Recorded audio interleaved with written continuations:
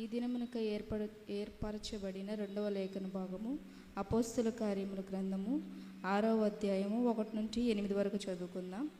ఆ దినములలో శిష్యుల సంఖ్య విస్తరించుచున్నప్పుడు అనుదిన పరిచర్యలో తమలోని విధవరాండ్రను చిన్న చూపు చూచిరని హెబ్రీయుల మీద గ్రీకు భాష మాట్లాడి యూదులు సనుగుసాగిరి.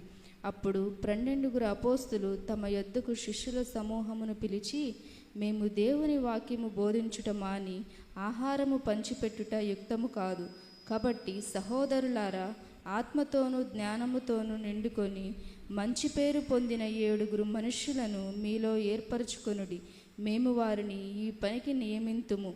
అయితే మేము ప్రార్థన యందును వాక్య పరిచర్య యందును ఎడతెగక యుందుమని చెప్పిరి.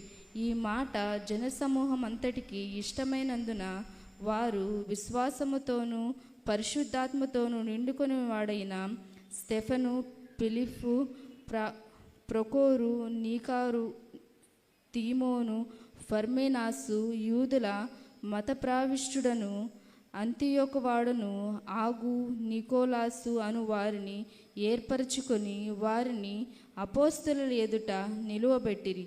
వీరు ప్రార్థన చేసి వారి మీద చేతులుంచిరి. దేవుని వాక్యము ప్రబలమై శిష్యుల సంఖ్య యెరూషలేములో బహుగా విస్తరించెను. మరియు యాజకులలో అనేకులు విశ్వాసమునకు లోబడిరి.